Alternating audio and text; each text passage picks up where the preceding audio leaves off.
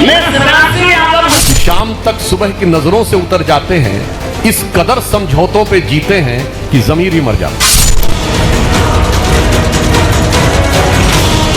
नमस्कार, आप देख रहे हैं 7 टीवी भारत। मैं हूं आपके साथ सुशील पांडे। मैं हिंदू नहीं यादव हूं। पीडीए राजनीति और पहचान की बहस हुई है।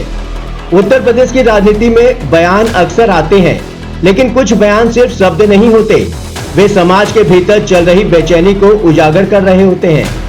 सिकोहाबाद की पीडीए पाठशाला से आया यह वाक्य, मैं हिंदू नहीं यादव हूं, आज सिर्फ एक नेता की बात नहीं, बल्कि पहचान, इंसानियत और राजनीति के टकराव का प्रतीक बन चुका है।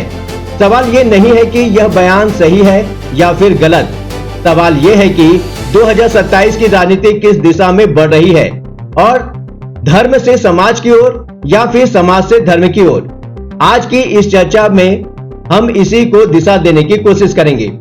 आज की इस अहम चर्चा में हमारे साथ देश और समाज के अलग अलग क्षेत्रों से जुड़े विशिष्ट अतिथि मौजूद हैं।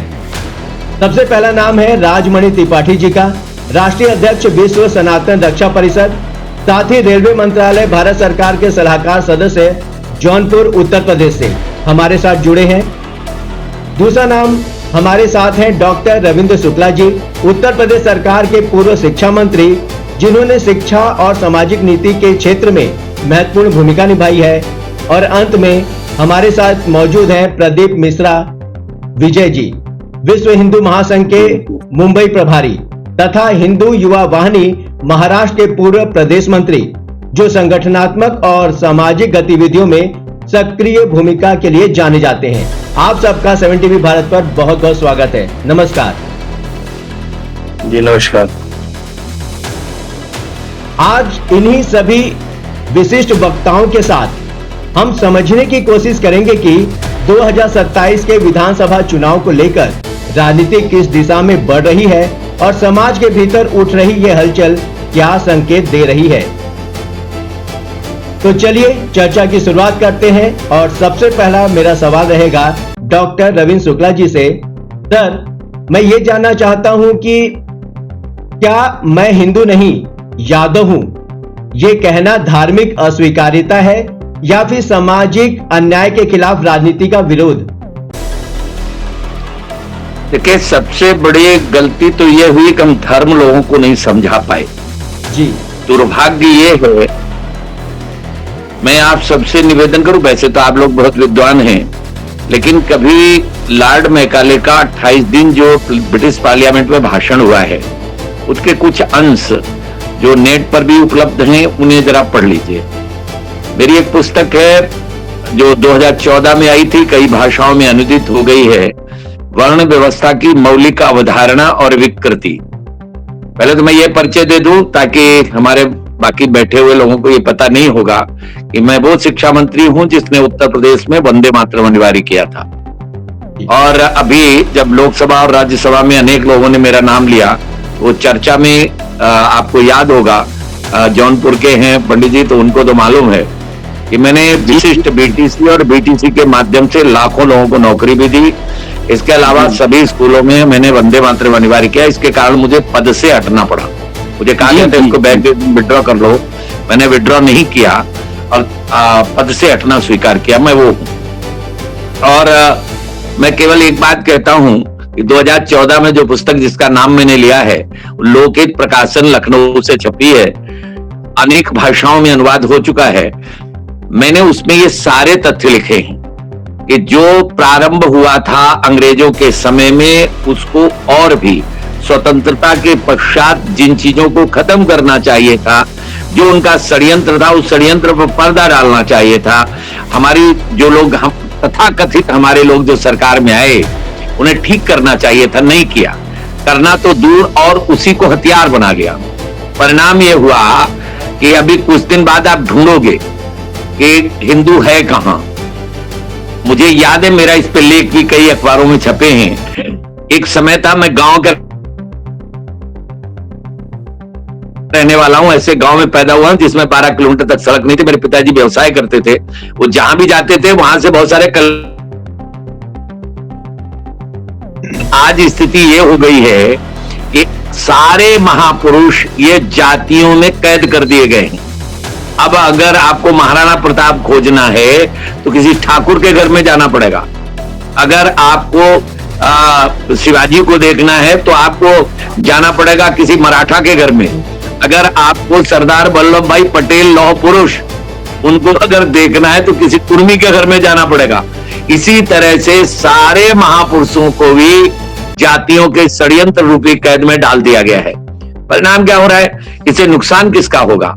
इससे नुकसान हिंदू का होगा। कौन बचेगा?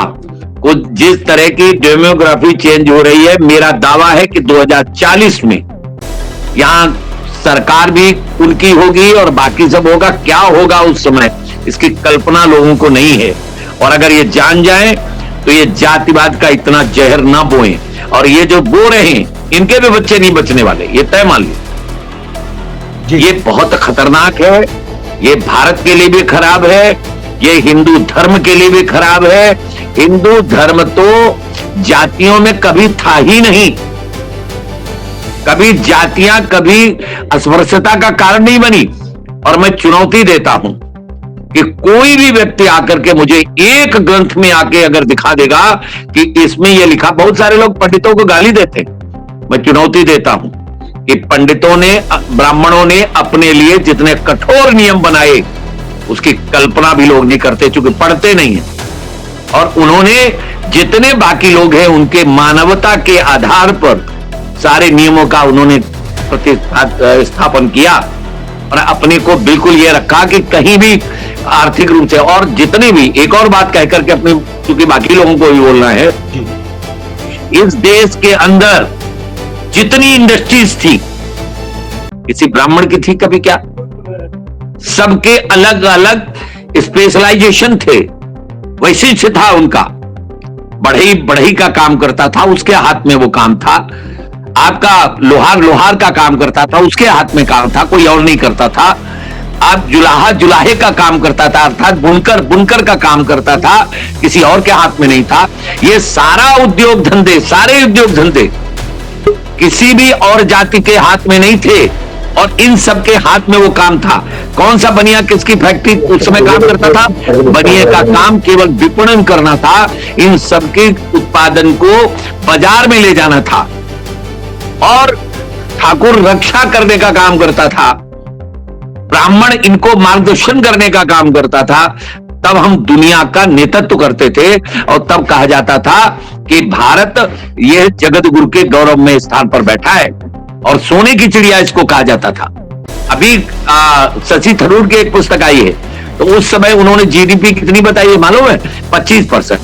एक अंग्रेज लेखक है, उसने यहाँ की जीडीपी 40% बताई है। अभी राष्ट्रीय स्वयंसेवक संघ के सरसंघ चालक ने भारत की जीडीपी ईसा पूर्व 60% बताई सकल विश्व में। क्या हो गया हमें? अगर ये विचार करेंगे तो समझ में आ जाएगा। इंडिपेंडेंट, इतनी स्वतंत्र रूप से इस देश के अंदर उद्योग धंधे चलते थे, और वो एक जो कुशल लोग थे उन्हीं के हाथ में थी। उसमें कोई भी ब्राह्मण और ठाकुर और बनिया नहीं था।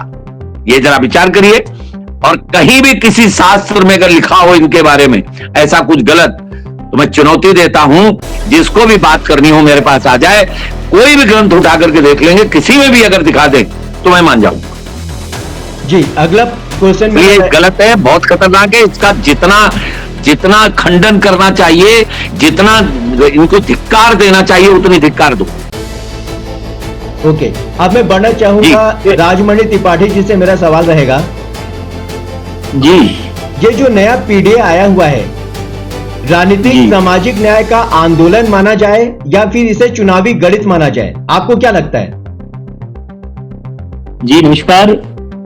देखिए, ये पीडीए जो है उत्तर प्रदेश सरकार में कहीं न कहीं एक विशेष जाति समूह के माध्यम से जो है काम कर रही है।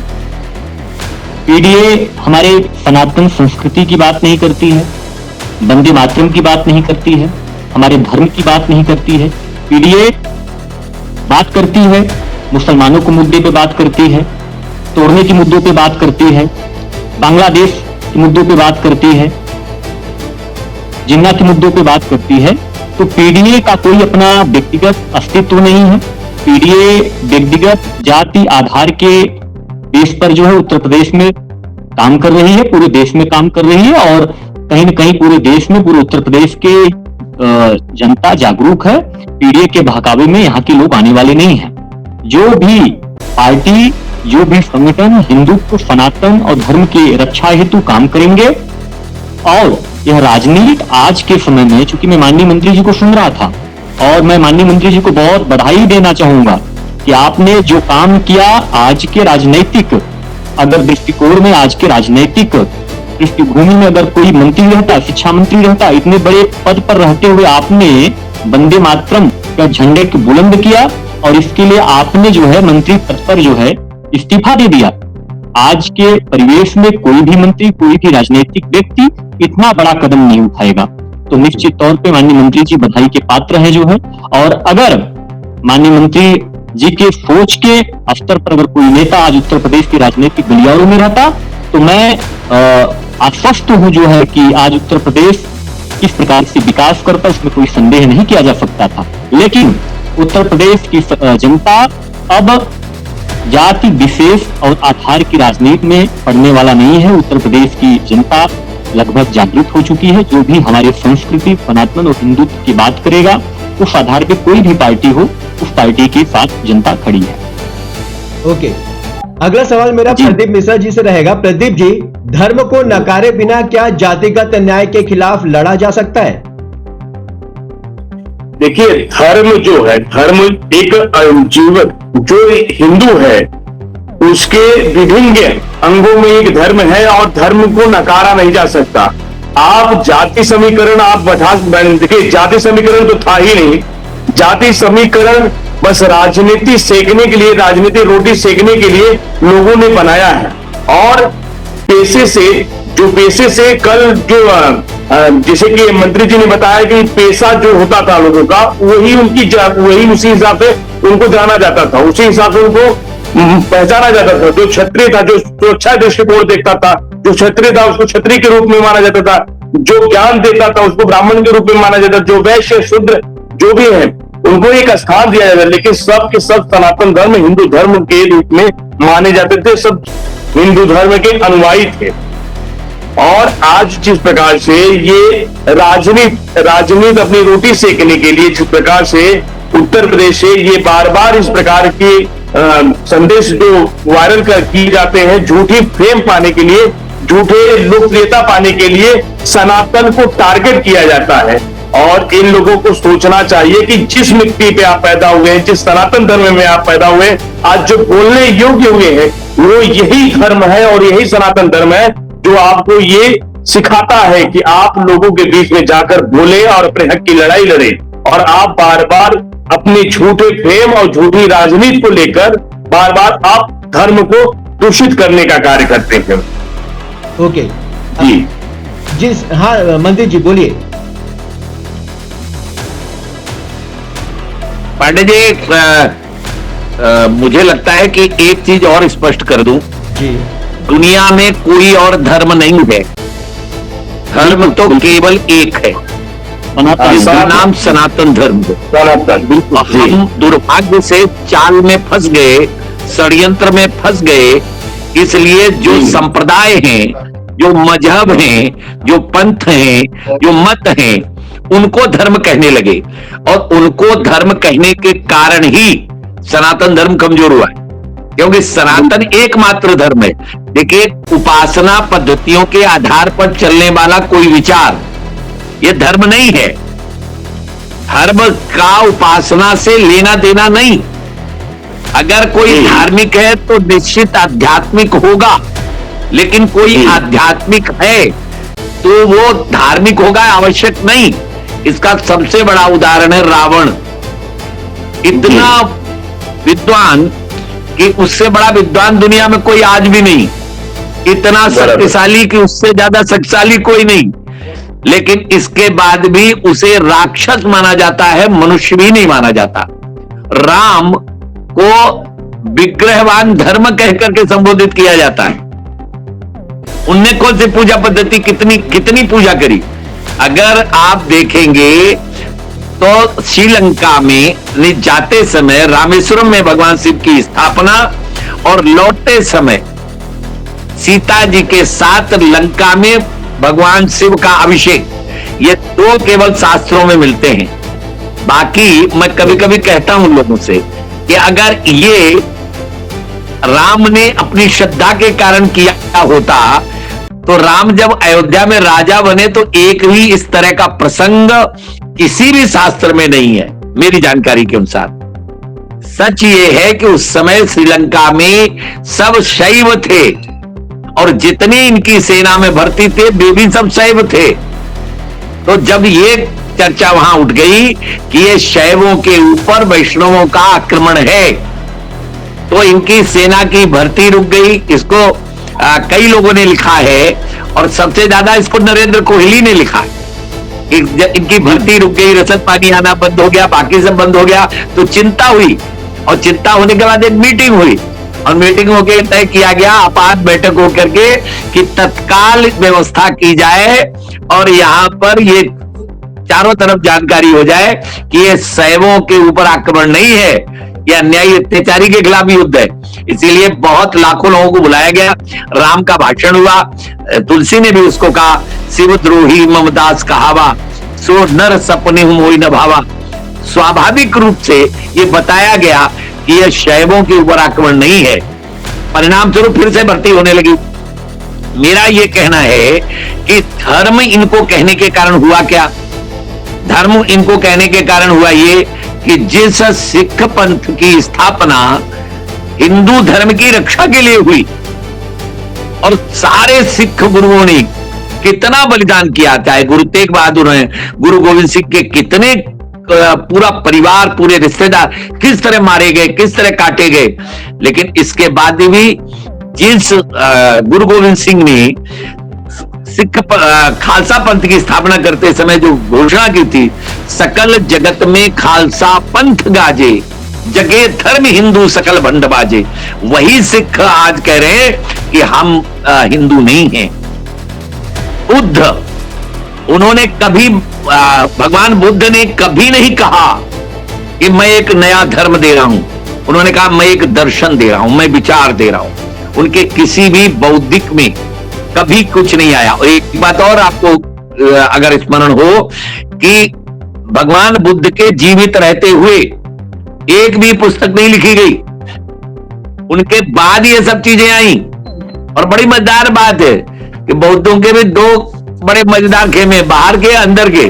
वो कहते थे मीट मत खाओ, अहिंसा परमो धर्मा, और आज बौद्धों की यह हालत है कि बिना मीट के उनका काम ही नहीं चलता, सब खाते एक तरफ से, कहते दूसरा मार के ले आए तो खा लेंगे।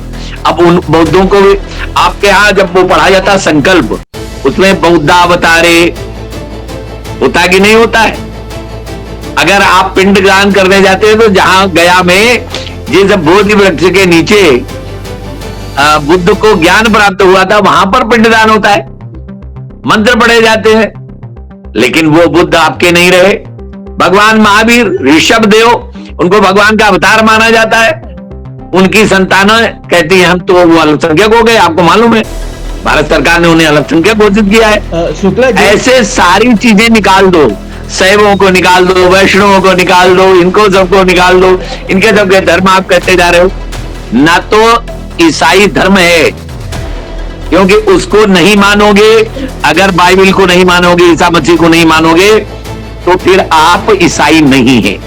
अगर आप कुरान को नहीं मानोगे, मोहम्मद साहब को नहीं मानोगे, तो आप मुसलमान नहीं है। इसी तरह से शिव को नहीं मानोगे तो शैव नहीं हो। अगर भगवान महावीर को नहीं मानोगे तो आप जैन नहीं हो। अगर आप गुरु ग्रंथ साहिब को नहीं मानोगे तो आप सिख नहीं हो। लेकिन ये बताओ कि हिंदू धर्म में क्या ऐसी चीज है जिसे नहीं मानोगे तो हिंदू धर्म के नहीं रह जाओगे। 33 कोटि देवी देवताओं को मानने वाला ये समाज और इनको नकारने वाला समाज, आस्तिक और नास्तिक में भी भेद नहीं है। केवल ये कहा गया कि आप मनुर्भव, केवल मनुष्य बन जाओ। और मनुष्य बनने के लिए क्या क्या नियम है, तो फिर किस तरह की हमारी कल्पना है। ईसावास्यमिदं सर्वम, ईश्वर अंश जीव अविनाशी, सिया राम मैं सब जग जानी, ये सारी चीजें हमारे दिमाग में आई, तब हम धर्म कहलाए। और हमने सभी प्राणियों की सर्वे भवन्तु सुखिना सर्वे संतु निरामया, आज भी विश्व के कल्याण की बात करने वाला अगर कोई चिंतन है तो वो सनातन है। सनातन क्यों है? क्योंकि इसका किसी ने भी इसको प्रारंभ नहीं किया। सृष्टि के अवतरण के साथ जब परमात्मा ने कहा एको हम बहुश्यामी, उस समय सृष्टि की रचना के साथ जिन नैसर्गिक मूल्यों का धरा पर अवतरण हुआ, हम उसको सनातन इसलिए कहते हैं कि सृष्टि के साथ उसका अवतरण हुआ है। उन्हीं नैसर्गिक मूल्यों को मानने वाला ये सनातनी कहलाता है। अर्थात सनातन और हिंदू में कोई अंतर नहीं। एक बात और स्पष्ट करते हुए वाणी को विराम दूंगा कि जो लोग ये कहते हैं कि हिंदू शब्द ये बाहर से आने वाले मुसलमानों ने दिया है, ये झूठ है। ये भी परोसा हुआ झूठ है, ये भी षड्यंत्र है। हिंदू जाने कब से बृहस्पति आगम में लिखा गया। बृहस्पति आगम के अलावा भी बहुत सारे ग्रंथों में है, इस पर मेरा लेख आया है। इसी तरह से जो धर्म शब्द है, इसकी परिभाषा करते हुए हमारे ऋषियों ने कहा द्वितीय क्षमा दम अस्तेयम शौचम इंद्रिय निग्रह धी विद्या सत्य क्रोधो दशकम धर्म लक्षणम। ये गुण जिसके अंदर है वो धार्मिक कहलाएगा। अर्थात जो मैं की परिधि से निकलकर हम में चला जाएगा उसे धार्मिक कहेंगे, और उसी का नाम सनातन धर्म है। वही एकमात्र धर्म दुनिया में है जो धारण करने योग्य है, जो मानवता है, वो केवल सनातन की है। इसीलिए अकेला एक धर्म है। दुर्भाग्य है कि हम बाकी को धर्म कहने लगे, इसलिए सनातन कमजोर हुआ है। अलग अलग विचार, मुंडे मुंडे मतिर भिन्ना, अलग अलग विचार के लोग हमारे यहाँ रहते हैं। किसी की भी पूजा करो। मंत्री जी, इसमें एक सवाल आपसे ही पूछना चाहूंगा कि अगर बच्चा पहले जाति सीखता है और बाद में वो इंसान बनता है, तो ये गलती किसकी है? घर की है या फिर सिस्टम की है? सिस्टम की। सिस्टम की। मैंने कहा ना, स्वतंत्रता के पूर्व जो षड्यंत्र प्रारंभ हुआ अंग्रेजों के द्वारा, उस षड्यंत्र को पालने पोसने का काम उसके मानस पुत्रों ने किया, उसी का परिणाम ये देश भोग रहा है। प्रदीप जी, आप मुझे ये बताइए कि आज हिंदुत्व की राजनीति ने सामाजिक सुधार को क्या पीछे छोड़ दिया है, जैसा मंत्री जी ने बताया? हिंदुत्व की आज बस खाली मेरे हिसाब से हिंदुत्व की जो राजनीति हो रही है, बस खाली अपनी रोटी सेकने के लिए लोगों ने हिंदुत्व का सही चोला ओढ़कर हिंदुत्व की राजनीति कर रहे हैं। और समाज की जो बातें हैं, देखिए समाज आज उस स्तर पर पहुंच चुका है कि लोगों को समाज नहीं दिख रहा, लोगों को अपना स्वार्थ दिख रहा है। बस खाली अपने स्वार्थ के लिए, बस खाली हमको राजनीति, हमारी राजनीति किस प्रकार से चमकी रहे, बस इसके लिए कभी राम जी के ऊपर, कभी कृष्ण जी के ऊपर, कभी भगवान शिव के ऊपर लोग राजनीति कर रहे हैं। लेकिन वास्तविकता तो ये है कि जो निचला स्तर है, निचले स्तर पे कोई भी देखने के लिए नहीं जा रहा है।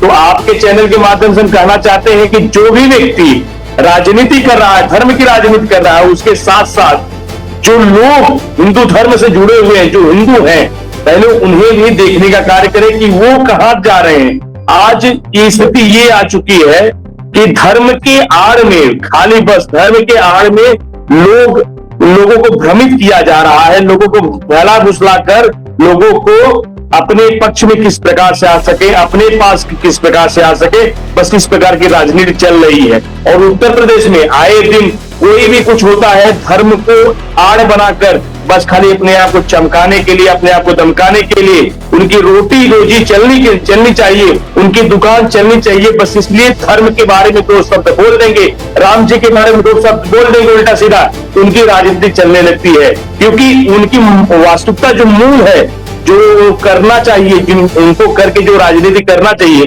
वो उनके पास हो नहीं पाता है। लोगों के पास में जो सुविधाएं हैं, जो समाज में जो देना चाहिए वो दे नहीं पाते हैं, तो उनके पास अब बचा ही कुछ नहीं, तो वो इस प्रकार की राजनीति करते हैं। ओके, इसी बात को आगे बढ़ाते हुए मैं राजेंद्र मणि त्रिपाठी जी से जानना चाहूंगा कि जब धर्म की बात होती है तो साथ ही साथ जाति व्यवस्था की बात होनी चाहिए। तो जाति व्यवस्था इंसान को छोटा बनाती है तो क्या उसका विरोध सनातन का विरोध माना जाएगा? नहीं, बिल्कुल सनातन का बिल्कुल विरोध नहीं माना जाएगा। देखिए, जैसा कि माननीय मंत्री जी बता रहे थे कि सनातन ही सत्य है, और सबसे पहले मैं सनातनी हूं। सनातन की जो परंपरा है वो प्राचीन काल से चली आ रही है। अब अलग अलग धर्मों की, ग्रंथों की बात करने वाले लोग, राजनीति में चंद दिनों के आए हुए लोग, जो कि अपनी राजनीतिक रोटियां सेकने के लिए जो है धर्मों को, वर्गों को, समूह को लाकर जो है राजनीतिक रोटियां सेक रहे हैं, हमारे समाज के लिए, हमारे प्रदेश के लिए बहुत ही दुर्भाग्य का विषय है। जातीय व्यवस्था जो रही है हमारे कुल में, माननीय मंत्री जी जैसा कि बता रहे थे कि जिसका जैसा कार्य था उस आधार पे उसको लोग पहचानते थे। अगर कोई सिलाई का काम करता था, कोई बढ़ई का काम करता था, कोई, अब चूंकि इस पृथ्वी का सबसे बुद्धिजीवी व्यक्ति था ब्राह्मण। ब्राह्मण सदैव नेतृत्व करने का काम किया है। ब्राह्मण के पास कुछ नहीं था, ब्राह्मण सलाह देने का काम किया है, नेतृत्व करने का काम किया है। इस संसार का किस प्रकार से हित हो, उसको हित को, जो ब्राह्मण समाज की जो मानसिकता थी, बुद्धिजीवी लोग थे जो सिर्फ अपने समाज के लिए, अपने लोगों के लिए, अपने लोगों की आहुति के लिए, लोगों ने समाज में जो है अपने सनातन के लिए लोगों का मार्गदर्शन प्रशस्त किया है।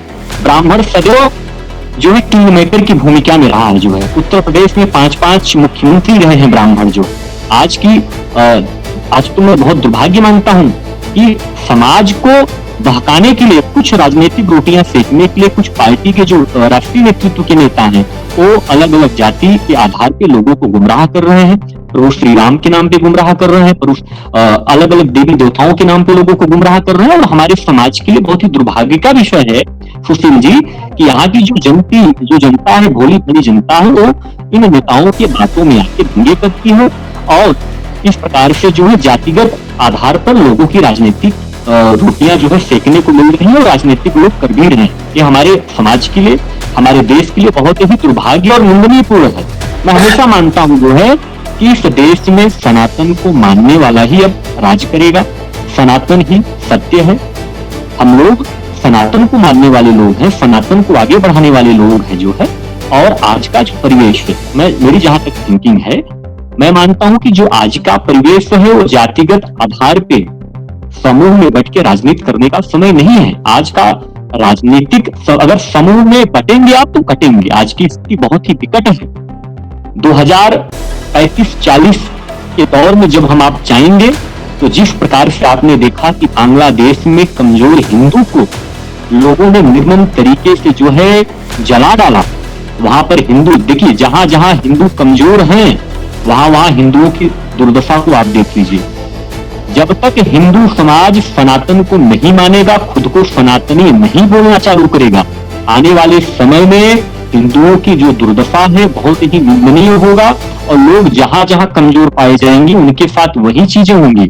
और एक बात मैं बता दूं कि सनातन खुद को न मानने वाले लोग, जो अलग अलग धर्म, पंथ, समूह, समुदाय को मानने वाले लोग हैं, जो खुद को सनातनी नहीं मानते, जो वंदे मातरम बोलने से कतराते हैं, जो प्रभु श्री राम को नहीं मानने वाले लोग हैं, वो केवल उत्तर प्रदेश में, भारतवर्ष में अपनी राजनीतिक पार्टियों को लाकर जातीय आधार बांटकर अपने राजनीतिक रोटी सेकने के लिए ऐसा आए दिन बयानबाजी करते हैं और बयान देते हैं। सनातन ही सत्य है। और अगर आज भी देश सनातनी हिंदू समाज अगर सोया रहा, अगर इस पे चिंतन नहीं किया तो आने वाला समय हमारे समाज के लिए और भारतवर्ष के लिए बहुत ही दुर्भाग्यपूर्ण होने वाला है। अगर सनातनी कमजोर पड़ेंगे, एकजुट नहीं होंगे तो आने वाली हिंदुओं की दुर्दशा बहुत ही भयभीत होगी और इससे भी बुरा होगा जो है। जी माननीय मंत्री जी बोलिए। अच्छा मंत्री जी, आपसे मेरा एक सवाल था कि क्या जाति की राजनीति अगर खत्म हो गई तो कुछ नेताओं की राजनीति भी खत्म हो जाएगी?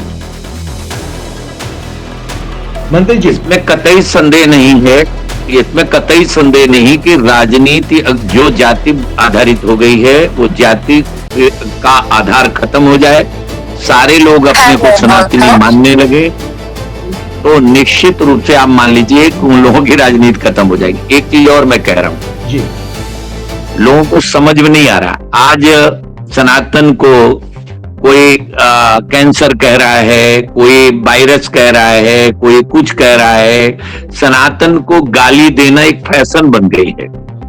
मैं कभी कभी सोचता हूं ऐसा क्यों हुआ, ऐसा क्यों हो रहा है। तो इतिहास उठा के देख लीजिए, इस देश के अंदर ये देश कभी अपने आप नहीं हारा है। देश हारा गौरी और सिकंदर के कारण नहीं हारा, देश हमेशा हारा है तो जयचंदों के कारण हारा। बिल्कुल, इस देश के अंदर डीएनए बदल गया है बहुत सारे लोगों का। इसीलिए सदन में खड़े होके चिल्ला के लोग छाती ठोक के कहते हैं हाँ हम मुसलमानों के हैं, हाँ हम मुसलमानों के हैं। अब ये जो लोग कहेंगे, और आप देखिए हिंदुओं के ऊपर अत्याचार होगा, ये पीडीए वाले एक भी नहीं बोलता, एक भी बोलता हो तो बता दो। लेकिन अगर कहीं उनके साथ कुछ हो गया तो तुरंत उठा के खड़ा कर देंगे। ये राजनीति है इनको बांटने की, ये राजनीति है अलग अलग करने की, खंड खंड करने की। और मैं फिर कहता हूं त्रिपाठी जी, इसको आप ढंग से कहिए कि धर्म है ही नहीं कोई। धर्मो शब्द जब प्रयोग हम करते हैं ये हमारी आदत में आ गया। हम जिस दिन ये आदत छोड़ देंगे और हम चिल्ला के, अब तो बोलने लगे। 3 साल पहले जब मैंने 3-4 साल पहले मैंने इस पे लेख लिखे, बहुत सारी डिबेट्स की, तब जाकर के लोग, अब काफी लोग बोलने लगे धर्म दुनिया में एक है। अगर एक बात हम तय कर लें कि धर्म दुनिया में एक है, धर्म का ये बता दीजिए धर्म की परिभाषा कौन करेगा। धृ धातु में मन प्रत्यय लगा करके संस्कृत में ये इसका निर्माण हुआ है, तो परिभाषा तो आप संस्कृत में डीएनए तो करोगे तो संस्कृत में जाना पड़ेगा ना। आपको बिना डीएनए करे सबको धर्म बता दोगे तो कैसे काम चलेगा। तो धर्म की परिभाषा देखिए, ये शब्द मजहब, संप्रदाय, पंथ, मत, रिलीजन ये समानार्थी हैं, लेकिन धर्म शब्द ये बिल्कुल अलग है, जो एकमात्र है जिसमें कोई उपासना पद्धति का दुराग्रह नहीं है। किसी को भी आज तक सनातन के किसी व्यक्ति ने तलवार पकड़कर कभी भी गर्दन नहीं काटी होगी कि तुम हिंदू बन जाओ नहीं तो तुम्हें मार डालेंगे, एक भी आक्रमण नहीं किया। लेकिन ऐसे लोग हमेशा पैदा होते रहे जो सनातन को नुकसान पहुंचाते रहे। अब देखिए, मैं आज कहता हूं इस चैनल के माध्यम से, इस देश का नेतृत्व जो स्वतंत्रता के बाद जिनके हाथों में आया वो हिंदू है ही नहीं। जवाहरलाल नेहरू हिंदू नहीं है, और तो और बहुत सारे लोग और भी हैं जिन्हें हम बहुत बड़ा मानते हैं, उनके रगों में भी हिंदू रक्त नहीं है। ये बिल्कुल मैं चैनल पर बैठ के कह रहा हूं, इसके मैं प्रमाण दे सकता हूं। मैंने बहुत सारी बुक्स लिखी, उसमें बहुत सारी चीजें मैंने प्रमाण दिए। मैं केवल एक बात कहता हूं कि हिंदू इस देश का जान ही नहीं पाया कि काल नेमी बैठा है। हनुमान जी ने जान लिया कि ये काल नेमी है, बन के आया है, तो उसको सबक सिखा दिया। लेकिन बेचारा हिंदू यहां बैठा रहा, घोड़े गधे पर लोग जो है सोमनाथ तक पहुंच गए और वहां तोड़ के वापस चले गए। अगर सारे लोग लाठी लेके भी पिल पड़े होते बीच में तो कोई भी जिंदा नहीं जाता। लेकिन इस देश की स्थिति यह है कि आज भी लोगों को नहीं समझ में आ रहा है कि जैसा अभी त्रिपाठी जी कह रहे थे, इस देश में 800 जिले हैं, 800 में 200 में डेमोग्राफी पूरी तरह चेंज हो गई है, या तो अल्पसंख्यक या 2% से भी नीचे। 6000 तहसीलें हैं, 1500 तहसीलों में हिंदू माइनर हो गया है, 300 तहसीलों में 2% से नीचे हो गया। और जहां ऐसा होगा, ये लोकतांत्रिक देश है, वोट पड़ेंगे, जिसके वोट अधिक होंगे। हम दो हमारे 2 के नीचे आ गए, हम तो एक भी नहीं कुत्ता पाल लेते हैं, वहां तो हम 5 और हमारे 15-25। क्या स्थिति हो रही है जिस तरह से ये डेमोग्राफी, और बाहर से लाके बचा रहे, ये धीरे धीरे करते करते ये स्थिति आ गई है कि 2040 में, मैं ये आपके चैनल पर बैठ के आज कह रहा हूं, मैं रहूं ना रहूं, लेकिन 2040 में इस देश का प्रधानमंत्री अगर यही रहा तो उनका होगा, राष्ट्रपति उनका होगा, मुख्यमंत्री उनका होगा।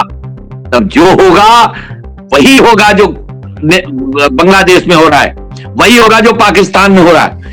इंडोनेशिया हिंदू था, कहां गए? अफगानिस्तान हिंदू था, कहां गए? मालदीव हिंदू था, कहां गए? कहां चले गए ये सब? हम राष्ट्रवाद की बात करते रहे और सिमटते चले जा रहे हैं। जिनके 1946 में मात्र 6 देश थे, 1947 में 7 देश बने, उनके आज पूरे विश्व में 57 देश हैं, 57। और आपका एकमात्र नेपाल था, वो भी गया। स्थिति क्या हो रही है? ये डेमोग्राफी जानबूझ कर चेंज की जा रही है। दुर्भाग्य कि हमारे समाज में भी चैतन्यों की कमी नहीं है। वो खुद उनको बसा रहे हैं, उनको सपोर्ट कर रहे हैं, और जो गालियां देते हैं सनातन को, उनके पक्षधर होके खड़े हो जाते हैं। प्रदीप मिश्रा मैं तो जी, कभी कभी कहता हूं उनका। प्रदीप मिश्रा जी, अगला सवाल मेरा आपसे है कि अगर कोई कहे मैं उस धर्म को नहीं मानता जो इंसान को इंसान नहीं माने, तो क्या यह धर्म पर हमला है या फिर धर्म की विकृति पर? आपको क्या लगता है? देखिए, पहली बात तो हम आपको बताते हैं, धर्म बस खाली सनातन है, और सनातन धर्म में मानवता को सर्वोपरि माना गया है। और मैं एक चीज और आपको बता दूं, पंथ में किसी को इंसान माना ही नहीं जाता है। जो पंथ है वहां इंसान माना ही नहीं जाता है। और वहां पे जैसे कि अभी मंत्री जी ने कहा कि तलवार की नोक पे जहां पे सलवार पहना दिया गया हो, जहां पे व्यवस्थाएं इस प्रकार से गेहूं और आटे दाल पे धर्म बदलवा दिया गया हो, मतलब कि पंथ पकड़ा दिया गया हो, वहां के लोग धर्म के बारे में क्या जानेंगे? और ये धर्म के ऊपर बिल्कुल, अगर एक तरीके से देखा जाए कि धर्म के हिसाब से अगर देखा जाए, एक तरीके से वाकई में हमला है ये, कि धर्म के ऊपर जिस प्रकार से रणनीति चलाई जा रही है कि सनातन धर्म को किस प्रकार से नष्ट किया जाए, किस प्रकार से दूषित किया जाए, जिस प्रकार से ये षड्यंत्र चलाया जा रहा है। मैं आपके न्यूज के माध्यम से कहना चाहता हूं, जो सनातन है, जो सत्य है, उसे कभी मिटाया नहीं जा सकता, ना बुझाया जा सकता है। और जो पंथ है वो बस खाली अपनी औसत, अपनी व्यवस्थाओं को लेकर लोगों के बीच में जा रहे हैं। और ऐसे जो नेता अपनी जुल्मेबाजी, जो अपने लोगों को अपने आप को हाईलाइट करने की जो जुल्मेबाजी कर रहे हैं, उन्हें भी अब हिंदू पहचान चुका है। और आने वाले समय में आप देख ही रहे कि इस प्रकार से जूते और चप्पल से इनकी स्वागत भी की जा रही है, और इसी प्रकार से इनका भी स्वागत किया जाएगा। जो अपने बाप का सर्टिफिकेट लोगों को देता हो कि मेरे बाप ये है ही नहीं, उनको धर्म और इसमें कैसे पता चलेगा? आप बताइए कि हम सनातन में पैदा हुए, हम हिंदू धर्म में पैदा हुए, हम अब ये कहें कि हमारे पिताजी तो ये है ही नहीं, तो सोचिए कि आप उस डीएनए तक आप चले जा रहे हैं, आप उस डीएनए को टेस्ट करने की बात कर रहे हैं। तो ये सारी चीजें नहीं होनी चाहिए कि झूठी राजनीति चल रही है, सब अपनी रोटी सेक रहे हैं उसमें। तो मेरा अगला सवाल शुक्ला जी से रहेगा। शुक्ला जी, 90 बनाम 10 की बात क्या सामाजिक अनुभव से निकाली गई सच्चाई है या फिर सत्ता की भाषा में बदली गई पीड़ा? आपको क्या लगता है? पांडे जी, मैं केवल एक बार निवेदन करना चाहता हूं। पहले तो प्रदीप जी की बात का मैं जवाब दूं जी। मेरा ये कहना है कि हम शुतुरमुर्ग की तरह अगर आंखें बंद करके अपने ऊपर खतरा देखें कि हाँ हमें कोई मारने आ रहा है, और हम अपनी शुतुरमुर्ग चोंच उसमें बालू में घुसेड़ लेता है और समझता है कि हम सुरक्षित हो गए। दुर्भाग्य यही है कि हम समझना नहीं चाहते। अगर समझ लें तो ये दिन नहीं देखने पड़ते जो आज देखने पड़ रहे हैं। और ये सारे प्रमाण इंटरनेट पर उपलब्ध हैं जी। इंटरनेट पर सारे प्रमाण उपलब्ध हैं, किसी को बताने की आवश्यकता नहीं। जो मैं बोल रहा हूं वो ऑथेंटिक बोल रहा हूं। 3 बार मिनिस्टर रहा हूं, 4 बार एमएलए रहा हूं, आज अंतरराष्ट्रीय संस्था का मैं अध्यक्ष हूं, लेखक हूं, अनेक किताबों में मैं डीलिट हूं, और मेरी किताबों पर भी पीएचडी हो गई बहुत सारी। और बहुत जिम्मेदारी के साथ मैं ये बात कह रहा हूं कि इस देश का दुर्भाग्य ये है कि हम समझ नहीं पा रहे हैं, और इतनी तेजी के साथ हमारी मृत्यु हमारे नजदीक आ रही थी नहीं, जैसे बाकी कोई रोक नहीं सकता। ये समझने की जरूरत है, और जिस दिन ये तंद्रा टूट जाएगी उस दिन ही ये देश सुरक्षित हो पाएगा और सनातन सुरक्षित हो पाएगा। मैं केवल एक बात कहना हूं, याद करो ना, ऐसे ही कह के तो अफगानिस्तान चला गया, ऐसे ही कह के आपका इंडोनेशिया चला गया, ऐसे ही कह के मालदीव चला गया, ऐसे ही कह के पाकिस्तान बटा, ऐसे ही कह करके 6 के 57 देश हो गए। इसको क्यों नहीं देख रहे लोग? और 57 देश देखे थे। राजनीति को टांग दो खूंटी पर, मुझे राजनीति नहीं करनी, मैं राजनीति कर भी नहीं रहा हूं। मैंने वंदे मातरम से लेकर आज तक अपने को केवल खपा रखा है सनातन धर्म के लिए। मैं सनातन धर्म के प्रवक्ता के रूप में बोल रहा हूं। मैं दावे के साथ कह सकता हूं कि जो लोग सनातन के विरोध में काम कर रहे हैं, इतिहास उन्हें माफ नहीं करेगा, जो भी हो। और एक बात और कह रहा हूं कि बुराई सब में है, जितनी राजनीतिक पार्टियां हैं उन सब में बुराई है, लेकिन अलग अलग बुराई है। एक सब कुछ समाप्त करने में लगे हैं, सनातन धर्म के ही दुश्मन हैं, और दूसरे क्या कहूं मैं, तो क्योंकि मुझे अच्छा नहीं लगेगा, लेकिन जातिवाद का जहर हर पार्टी के अंदर आ गया है। इसे समाप्त किए बगैर ना तो सनातन बचने वाला है और ना ही देश बचने वाला है। सर, इसी पर एक सवाल उठता है कि अगर सनातन वसुधैव कुटुंबकम सिखाता है तो समाज के भीतर ऊंच नीच की भावना आखिर कैसे बन गई? मैंने पहले ही आपको कहा, देखिए मनुस्मृति को गाली देते हैं। मनुस्मृति का पहला अध्याय श्लोक नंबर 110-111, जन्मनः जायते शूद्रः संस्कारात् द्विजुच्यते। आज भी तो 4 वर्ग बने हैं, class 1, class 2, class 3, class 4। Class 4 वाला क्या करेगा? सेवा के अलावा दूसरा कोई काम है क्लास 4 का? क्लास 4 से आप कह दो कि जाओ आप डीएम बन जाओ, बना दोगे क्या? अरे भाई, डीएम की योग्यता रखने वाला व्यक्ति ही तो डीएम होगा जी। क्लास 2 की मान्यता रखने वाला, योग्यता रखने वाला क्लास 2 होगा। ये समझने की आवश्यकता है। ये केवल वर्गीकरण, केवल ये योग्यता का वर्गीकरण है, और इसको सारे शास्त्रों में लिखा गया।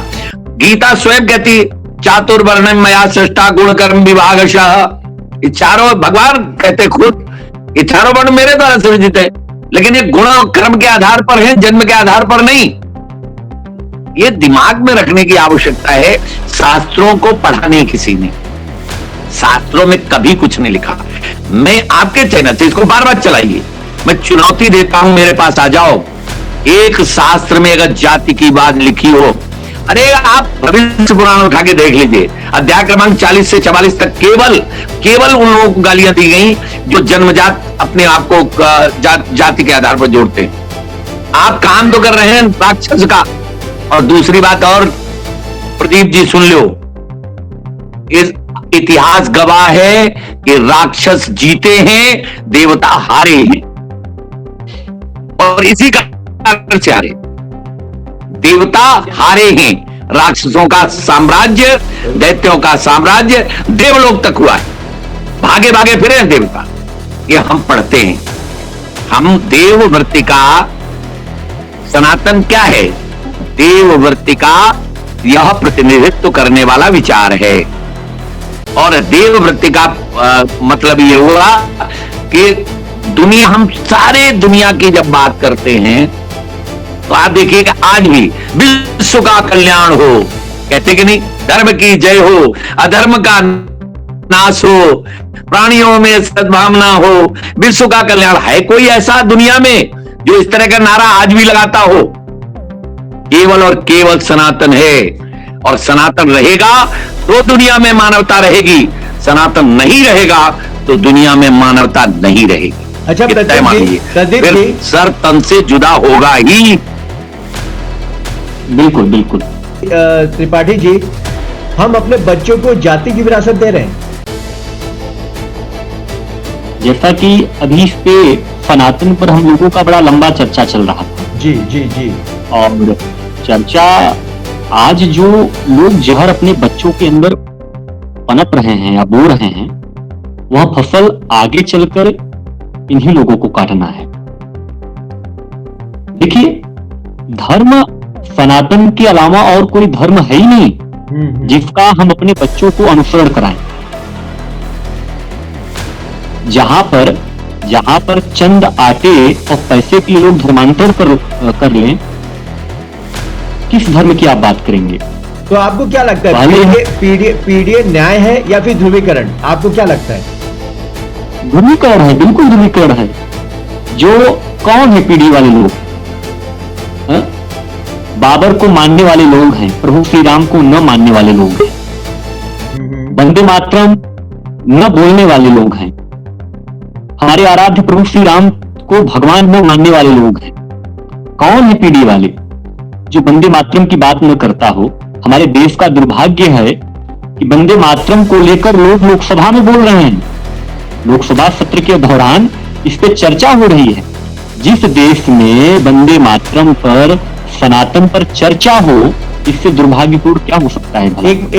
इस देश में इससे बड़ा दुर्भाग्यपूर्ण क्या हो कि लोग लोकसभा में वंदे मातरम पर जो है चर्चा कर रहे हैं। जो जय श्री राम न बोलने वाले लोग हैं, वंदे मातरम न बोलने वाले लोग हैं, भगवान श्री राम को भगवान न मानने वाले लोग हैं, वही लोग पीढ़ी वाले हैं जो मस्जिद पे चादर चढ़ाने के लिए जाते हैं, मौलानों पर भरोसा जताने वाले लोग हैं, लेकिन मंदिर पर जाके मत्था टेकने वाले लोग नहीं है, भगवान श्री राम को भगवान मानने वाले लोग नहीं है, जातिवाद की बात करने वाले लोग हैं, ध्रुवीकरण की बात करने वाले लोग हैं, धर्म को तोड़ने वाले लोग की बात है, लेकिन सनातन को न मानने वाले लोग हैं। एक भी पीडीए के नेता ने यह नहीं बोला कि बांग्लादेश में हिंदुओं को क्यों जलाया जा रहा है। बंगाल में हिंदुओं के खिलाफ लगातार प्रताड़ित का कार्य किया जा रहा है ममता सरकार के द्वारा, लेकिन कोई भी पीडीए के लोग, कोई भी उससे आवाज उठाने वाले लोग नहीं है। जहां हिंदू कमजोर है, मारे जा रहे हैं, गरियाए जा रहे हैं, हिंदू धर्म परिवर्तन कराए जा रहे हैं, मशीनरी लगे हुए हैं, ईसाई मशीनरियां काम कर रही हैं, लव जिहाद हो रहा है, लेकिन इस मुद्दों पर पीडीए के नेता बोलने वाले लोग नहीं है। लेकिन पीडीए के नेता सीतापुर से यह जरूर बोलेंगे कि मैं यादव हूं, मैं हिंदू भी नहीं हूं, मैं यादव हूं। इस प्रकार के जब नेता जातिगत आधार पर बयानबाजी करने लगे तो समझ लीजिए यह देश का दुर्भाग्य है। इससे बड़ा दुर्भाग्य कुछ नहीं हो सकता है। जिस देश में चर्चा करना पड़े जो है वंदे मातरम पर, वो दुर्भाग्यपूर्ण। और मैं मानता हूं कि जब तक सनातन की बात और सनातन के अवधारणा को देश नहीं मानेगा, तब तक न देश सुरक्षित रहेगा, न सनातन हमारी सुरक्षित रहेगी। आप तभी बचेंगे जब सेफ रहेंगे, बटेंगे तो कटेंगे, जुड़ेंगे तभी बचेंगे जो। इस बात को हिंदू समाज को, सनातनियों को यह मानना चाहिए जो है। और अभी भी समय है, पूरे देशवासी सनातन को अपनाए और अपने हिंदुत्व के लिए, समाज के लिए कार्य करें, जिससे आने वाले समाज में जिस प्रकार से बांग्लादेश में हिंदुओं को कत्ल किया जा रहा है, धर्म परिवर्तन कराए जा रहे हैं, पीटे जा रहे हैं, इस प्रकार से कहीं भारत में आने वाले समय में यह कार्य न हो, इस पर चिंता जताने की आवश्यकता है। इस पर भरोसा दिखाने की जरूरत है कि आने वाले समय में सनातन को मजबूत करते हुए राष्ट्र की सुरक्षा हेतु, जब राष्ट्र ही नहीं रहेगा, सनातन ही नहीं रहेगा, तो नेता लोग कैसे रहेंगे भाई? तो इसी पे मेरा अगला सवाल प्रदीप मिश्रा जी से रहेगा। क्या गरीब ब्राह्मण और अमीर यादव की लड़ाई हो तो उसमें जीतेगा कौन, नेता? देखिए, आज गरीब हो चाहे अमीर हो, बस खाली लोगों को मुद्दा चाहिए और अपनी राजनीति सेकने के लिए। देखिए, ब्राह्मण जब भी रहा है, ज्ञानी रहा है, और ब्राह्मण हमेशा ज्ञान देने का कार्य किया है। सुदामा जैसा भी ब्राह्मण हमारी सनातन, हमारे धर्म में पैदा हुए, और कृष्ण जैसे उनके मित्र, उनके आज लोगों ने इस प्रकार से, लोगों ने अपने अपने भगवान को भी बांट लिया, लोगों ने अपने व्यवस्थाओं को भी बांट लिया। प्रभु श्री रामचंद्र जी को ठाकुर बना दिया, कृष्ण जी को यादव बना दिया, और तमाम इस प्रकार से व्यवस्थाएं चल रही है। लेकिन आज का जो समय है जब ब्राह्मण गरीब है और यादव अमीर है, जैसे जिसको ऐसा ने पूछा, राजनीति हो जाएगी। अगर किसी ब्राह्मण को पीटा गया तो ब्राह्मण समाज उसके साथ खड़ा होगा, उसके साथ लड़ने के लिए खड़ा होगा। जिस प्रकार से आज राजन भाई ने भदोही में एक ब्राह्मण को 4 व्हीलर से दबा के मार दिया गया, और मारने वाला कोई और नहीं है, जिसके लिए आप कह रहे वही लोग थे जिन्होंने मारा है, और उसके लिए उन्होंने आवाज उठाई और वहां तक गए।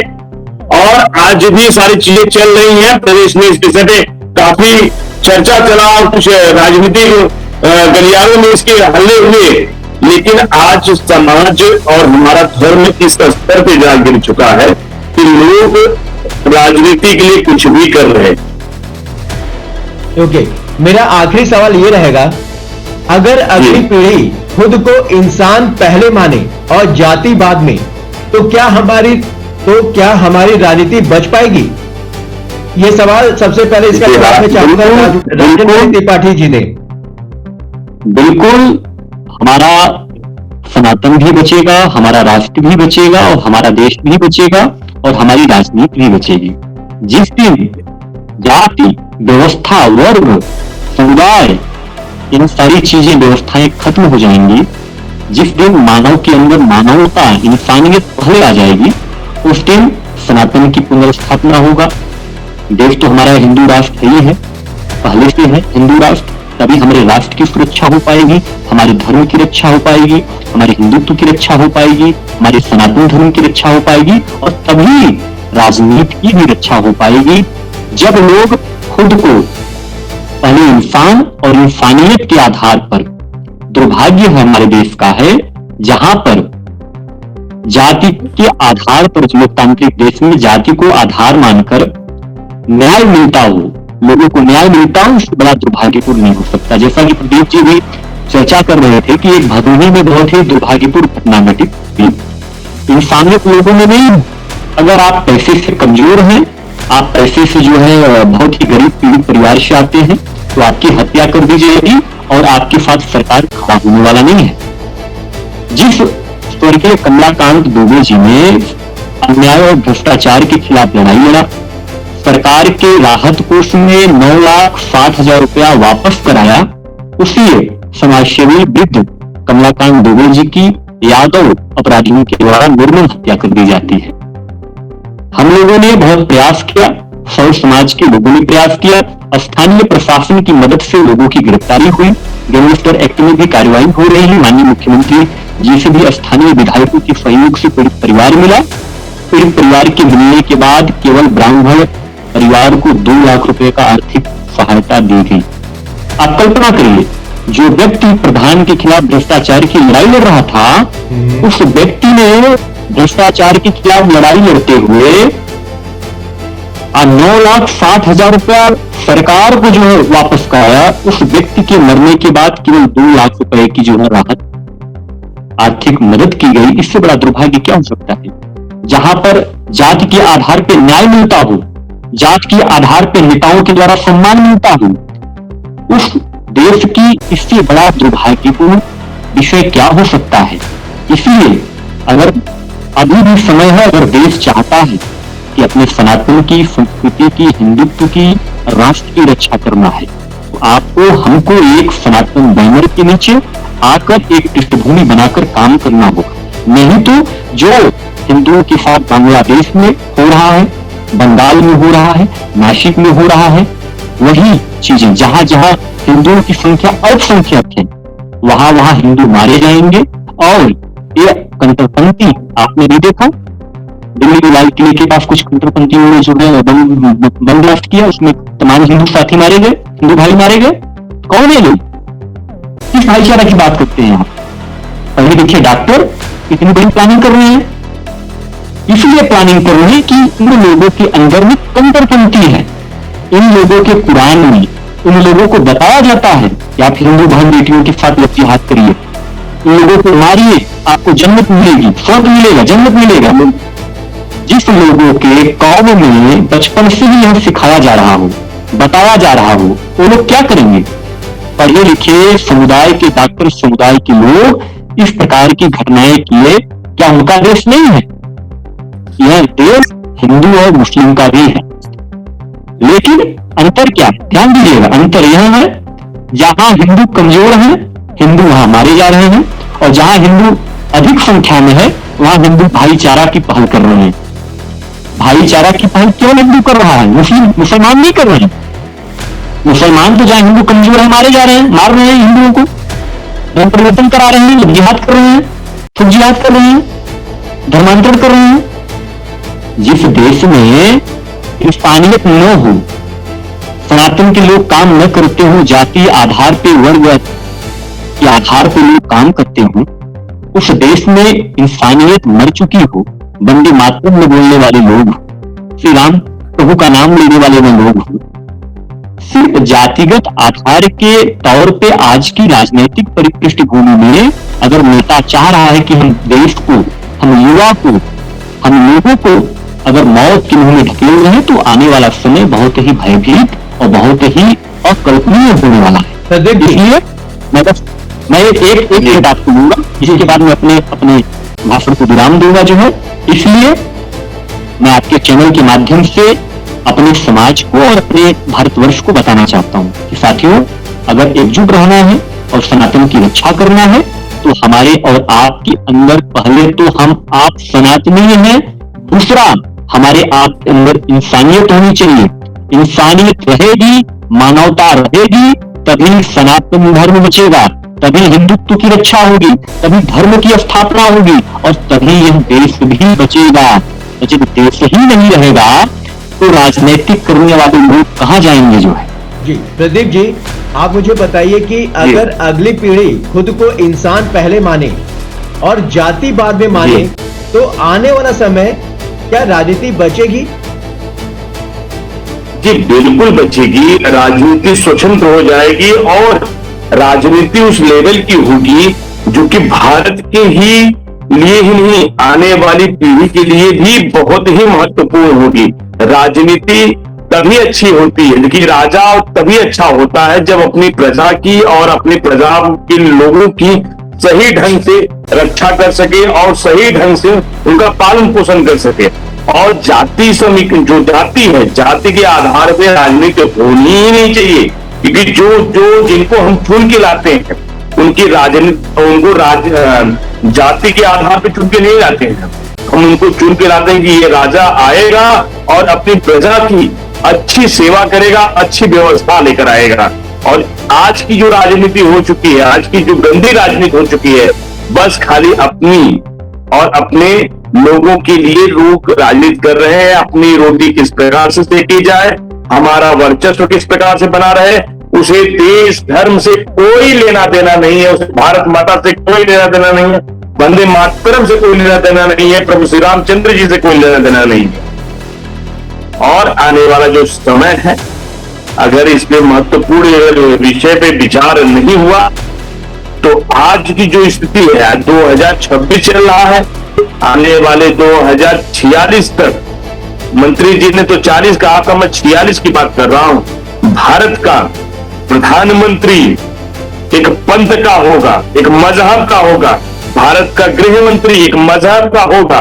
और जिस प्रकार से 1947 में युद्ध होकर भारत को आजाद कराया गया था, उसी प्रकार से युद्ध तो होने योग्य रहेगा ही नहीं, क्योंकि कोई बचेगा ही नहीं।